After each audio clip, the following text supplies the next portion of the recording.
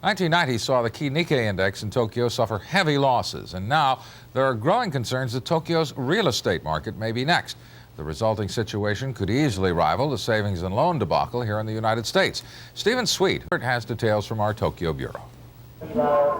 With more than 19 million people crammed into the greater metropolitan area, Tokyo is not only one of the most densely populated cities in the world, but one of the priciest real estate markets anywhere.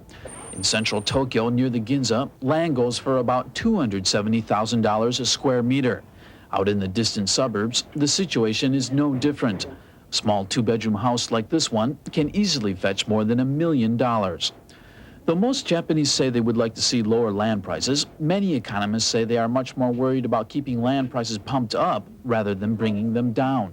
Japan, for a long time now, has had a situation where very much the stock market and the land market have been based on a credit-type situation. People have land, they put the land in as collateral, buy stocks, they then put those stocks in as collateral to buy more land. So it's 1, 2, 3, 4, 5 different tiers you've got.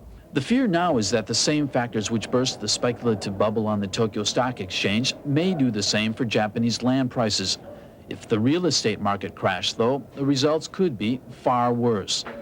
Between 1985 and 1987, when Tokyo land prices more than doubled, several Japanese banks are known to have made real estate loans of up to 120% of the purchase price, with as little as 3% down. They couldn't lend money fast enough as they tried to build up their size. But now they find out they've lent it way too fast.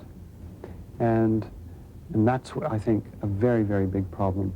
With their clients leveraged to the hilt, many banks have found themselves in quite precarious positions. Some economists have warned that if the stock market continues to fall, or if the economy begins to slow, Japan will end up with a situation similar to the U.S. savings and loan crisis, in which land prices would fall, companies with large real estate holdings would be unable to pay off their debts, and the banks would be left holding the bag.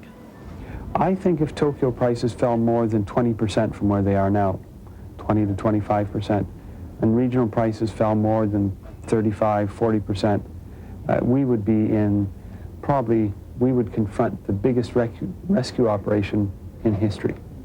With the sharp decline of the Tokyo Stock Exchange, Japanese land prices are perhaps the closest they've ever been to collapsing. Whether or not this will actually happen, though, is still far from certain. If Japanese land prices do plummet, though, it could be one of this country's worst nightmares. Stephen Sweet, CNBC, Tokyo.